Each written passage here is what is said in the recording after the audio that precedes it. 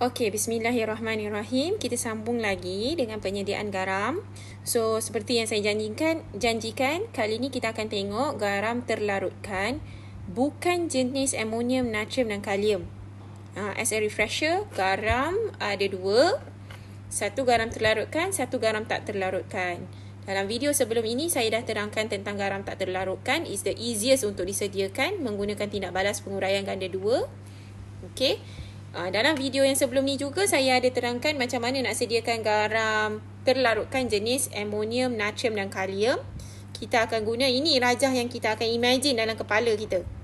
Okey, bila garam itu adalah amonium, natrium dan kalium.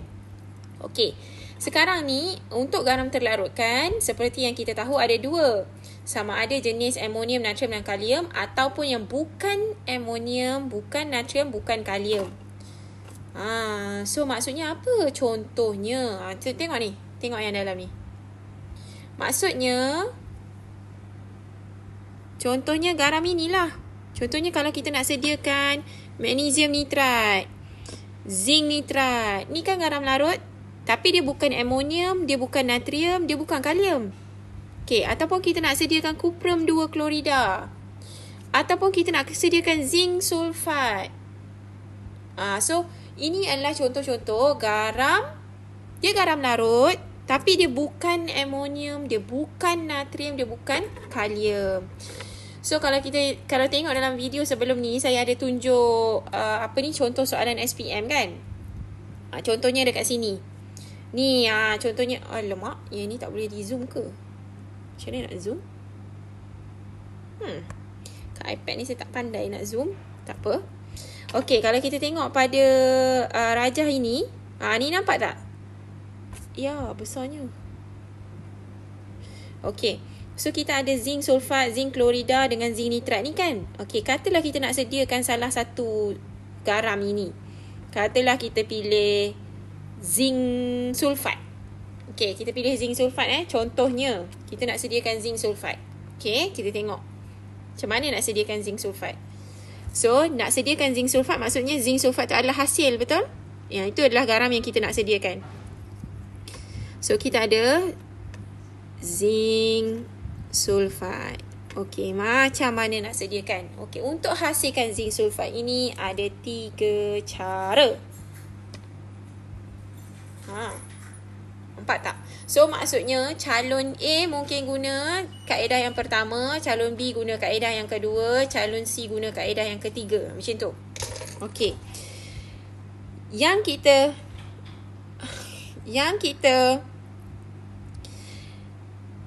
nak tengok kat sini adalah zinc sulfat kan? Okey. Kita tengok nama belakang dia. Sulfat. Okey, sulfat. Bermaksud kita akan tindak balaskan dengan asid sulfurik. Kalau perasan kat sini, dia mesti akan kena guna asid. So sebenarnya dia menggunakan sifat kimia asid tu. Kalau ingat lagi, ada 3 sifat kimia asid. Asid bertindak balas dengan logam reaktif menghasilkan garam dan juga gas hidrogen. Asid bertindak balas dengan base menghasilkan garam dan air. Asid bertindak balas dengan karbonat logam akan menghasilkan garam, karbon dioksida dengan air. So, semua 3-3 tu akan menghasilkan garam. So, untuk kita tahu asid apa yang kita boleh guna, kita tengok nama belakang ni. Disebabkan ini adalah sulfat, bermaksud kita kena guna asid sulfurik. Saya prefer untuk tulis asid ni sebenarnya di kemudian. Nanti you akan tengok kenapa. So, yang kat depan ni yang ikut suka hati kita nak guna mana? Macam mana pula ikut suka hati? So, bermaksud kalau kita guna tindak balas yang pertama ni, kita ada zinc. Kalau kita guna tindak balas yang kedua, kita ada zinc oksida.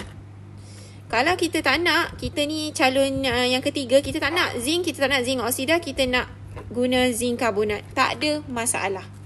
So, bermaksud asid dia tetap sama, masih tetap kena guna asid sulfurik. Sebab kalau kita guna asid lain, nanti tak dapat jadi zinc sulfat. Contoh, kalau kita pergi tukar asid nitrik, nanti kita dapat zinc nitrat. Sedangkan soalan kita nak zinc sulfat tadi kan? Okey. So, dekat sini, ini So maksudnya you as a calon SPM yang contohnya nak jawab soalan ini, nak buat zinc sulfat, nak jawab soalan huraikan eksperimen untuk menghasilkan zinc sulfat, you ada option 1, 2, 3. Option mana yang betul? 3-3 ni betul. Adakah you tulis 3-3? Tidaklah. Tulis satu je lah. You pilihlah salah satu. Okey. Katalah you nak buat yang pertama. You nak buat tindak balas yang pertama. Zinc, tindak balaskan dengan asid sulfurik. Hasil dia apa? Zinc sulfat dan juga gas hidrogen. Sebab ini adalah tindak balas logam dengan, asid dengan logam reaktif menghasilkan, kalau ingat lagi, asid bertindak balas dengan logam reaktif. Hasilnya adalah garam dan gas hidrogen. Okey? Itu tindak balas yang pertama. Katalah you tak berkenan dengan zinc.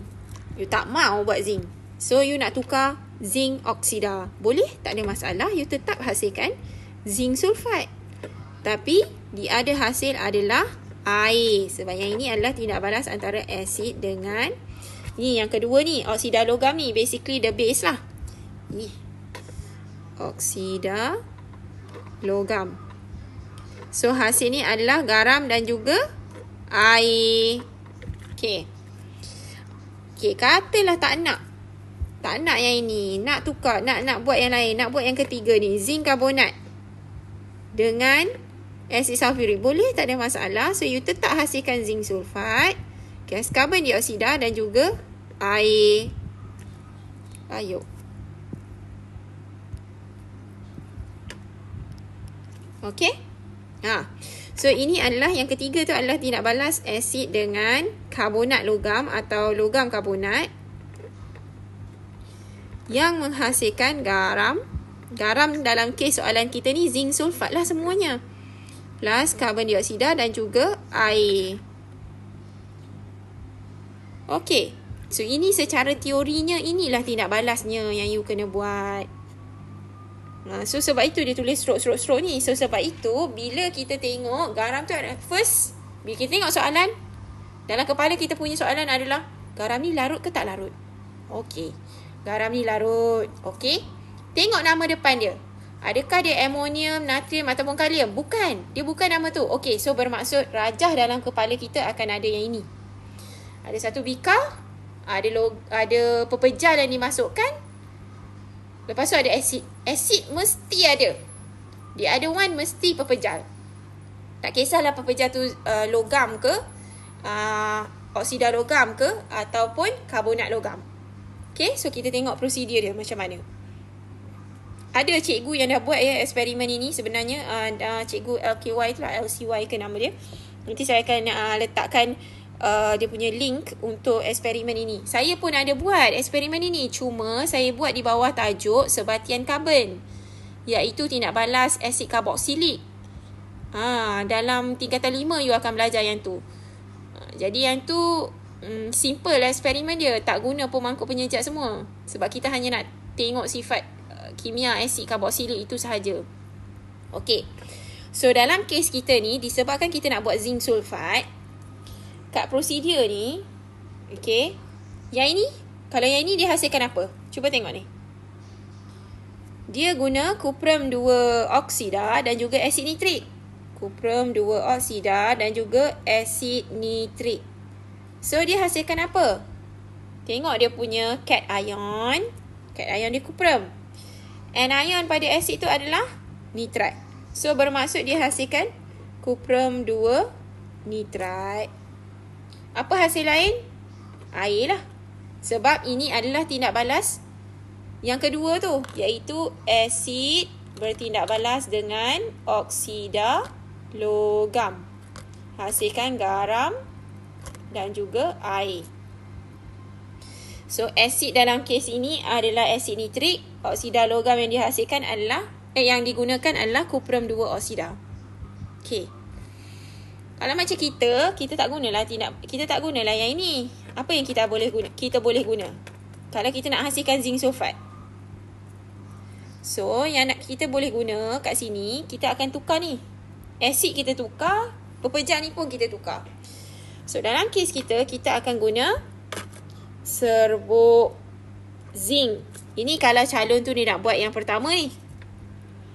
Okay, kalau calon tu dia tak nak buat serbuk zinc, dia boleh guna serbuk zinc oksida. So, dia ni calon yang ni. Kalau dia tak nak serbuk zinc oksida, dia nak zinc karbonat. Tak ada masalah. Dia gunalah zinc karbonat. Okay. Untuk asid kita pula, kita kena guna asid apa ni? Kita tak boleh guna asid nitrik. Sebab kita nak zinc sulfat. So, kita kena guna asid sulfuric. Okay. So, basically, prosedur dia adalah sukat dan tuangkan 20 cm3. Sebenarnya saya prefer isi padu itu kita guna antara range 50 hingga 250 cm3. Sebab setakat ini dalam SPM kita guna dalam range itu 50 hingga 250 cm3. Saya tak sure kenapa buku teks guna 20 cm3 sahaja. Sebenarnya 20 cm3 ni sangat sikit kalau kita guna bika, dan biasanya kalau kita guna 20 cm3, bika yang kita guna adalah yang 100 cm3 tu punya saiz. Kecil je dah. Okay. So biasanya kita gunalah isi padu dalam range 50 hingga 250 cm3. Kepekatan seperti yang saya sebut sama ada 0.1 atau sehingga 2.0 mol per decimeter cube. Jangan bagi range, kita bagi satu nilai. Contohnya kita kata kat sini kita nak guna 100 cm3 asid sulfuric 1 mol DM-3. Contohnya. Okey. So lepas tu katalah kita nak buat yang ini. Kita nak tindak balaskan dengan zinc karbonat. So kita akan masukkan, kita kena warm the acid dulu Kita akan hangatkan asid itu. Kita bukan buat dia mendidih Kita hanya hangatkan, suamkan sahaja. Panaskan tu secara perlahan-lahan lah. Maksudnya api tu jangan jangan besar sangat dia punya flame tu, nyalaan tu. Okay. So kita panaskan kita sukat dan tuangkan 100 cm3 asid sulfuric 1 mol per decimeter cube ke dalam bika. Kemudian kita hangatkan asid ini. Okay. Lepas tu kita akan tambah zinc karbonat, serbuk zinc karbonat secara perlahan-lahan sambil dikacau dengan rod kaca. Prosedur ni semua ada dekat dalam ni. Mana dia? Dekat dalam ni, kat bawah ni. Okay, dia ada terangkan kat bawah ni. Okay. So, kita nak tambahkan serbuk zinc karbonat ni sampai bila? Sehingga ni, teruskan penambahan dalam kes kita zinc karbonat sehingga terdapat serbuk yang tidak larut. Sehingga zinc karbonat tu dah tak boleh larut dah. Bermaksud zinc karbonat itu telah ditambah secara berlebihan. Lah, kenapa pula nak tambah berlebihan? Tak ke membazir? Okey. So, dalam tindak balas ini, kita nak pastikan yang terhasil tu betul-betul zinc sulfat. Kita nak pastikan betul-betul zinc sulfat terhasil. So, salah satu bahan perlu berlebihan. Kemudian tu kita akan turaskan untuk buang yang berlebihan ni. Okay, so sebab kita nak make sure semua asid sulfuric dalam kes ini bertindak balas sepenuhnya dengan pepejal tu tadi. Ikutlah kita guna zinc karbonat. Contohnya saya pilih zinc karbonat tadi kan. Kalau tak nak zinc karbonat, zinc oksida contoh. Okay. So, selepas itu dah masukkan secara berlebihan. Lepas tu dah berlebihan pula. Kita dah kiranya bila kita dah masukkan zinc karbonat ini ke dalam asid sulfuric, kita dah hasilkan zinc sulfat. Masalahnya disebabkan kita masukkan zinc karbonat ni berlebihan, dalam bika ni ada campuran zinc karbonat juga. Ada zinc sulfat, ada zinc karbonat. So, kita nak zinc sulfat sahaja. So, kita kena turaskanlah zinc karbonat yang berlebihan tadi. Kenapa kena tetap berlebihan tadi? Sebab kita nak make sure semua asid ni boleh bertindak balas dengan zinc karbonat tu. Okay. Okay, so lepas kita dah turaskan zinc karbonat tu, zinc karbonat akan duduk dekat atas ni lah dalam kertas turas ni, dalam corong turas. Yang kita nak garam tu akan berada dekat sini. Dalam kes kita zinc sulfat. Zinc sulfat ni warna apa? Tidak berwarna. Kalau dalam buku teks ni dia hasilkan kupuran 2 nitrat. Kupuran 2 nitrat ni warna biru. Okey? Okey. So kita punya zinc sulfat adalah tidak berwarna. So dari bikar ini kita akan pindahkan ke dalam mangkuk penyejat. Okey, supaya kita punya evaporation tu, penyejatan tu berlaku dengan lebih cepat lah, sebab mangkuk penyejat dia punya luas permukaan tu lebih besar kan. Okey, so kita akan panaskan zinc sulfat ini sehingga menjadi tepu. Okey, tepu ni maksudnya apa? 1/3 daripada isi padu asal. Okey, 1/3 daripada isi padu asal. Agak-agak je lah, tak payahlah pergi ukur pula 1/3 tu macam mana pergi letak jari. Tu bahaya. Okey, so kalau kita, ataupun ini cara nak menentukan sama ada larutan tu tepu ataupun tidak. Guna rod kaca, celup. Kalau dah ada, bila kita keluarkan, tunggu sekejap tu. Bila ada hablo, ada kristal terbentuk tu pada rod kaca, bermaksud dia dah tepu lah. Okay. So, kita hasilkanlah ni. Kita dah contoh kita dah panaskan sampailah jadi 1/3 daripada isi padu asal, iaitu dah menjadi larutan tepu. So, pada ketika ini sebenarnya hablo garam dah terhasil. Kalau macam kuprum 2 nitrat ini, dia warna biru. So, hablo yang kita nampak tu warna biru. Cantik lah. Kalau kita zinc sulfat, macam dalam soalan yang kita buat ni, soalan SPM tu, zinc sulfat adalah tidak berwarna. So, kita akan nampak hablo, kristal yang tak berwarna. Cantik juga. Sebab dia kristal. Hablo tu kristal Okey, lepas tu kita nak hablo ni je kan, garam ni sahaja. Yang larutan ni maksudnya ada air juga lagi. So, kita kena turaskan lah. Turaskan, nanti hablo garam tu akan duduk dekat dalam corong turas ni. So, yang kita nak adalah yang duduk dekat dalam corong turas ni. Okey, lepas tu kita akan bilas lah. Kita kena bilas hablo garam tu. Dalam kes kita ini adalah zinc sulfat. Bilaskan dengan air suling. Okey.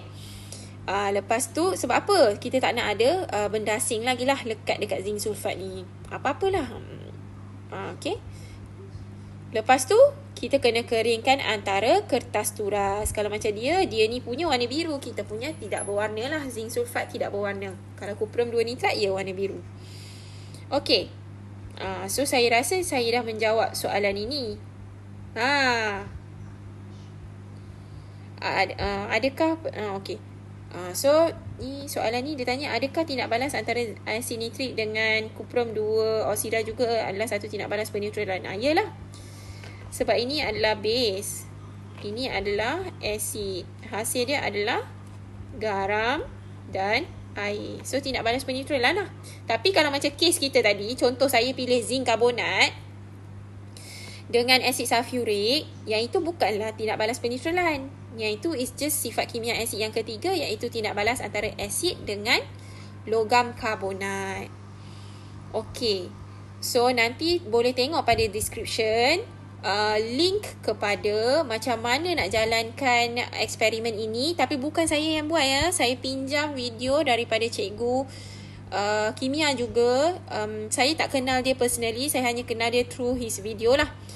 So, kalau saya jumpa siapa dia nanti, kalau saya tanya di kalangan guru kimia, and kalau saya jumpa, saya akan kredit dia dekat dalam description tu juga. Okey, kalau ada apa-apa soalan, kalau rasa pening lah cikgu terangkan ni, boleh tak buat video lain untuk terangkan benda yang sama? Boleh, tolong tulis pada komen tu. Okey, sekian, terima kasih.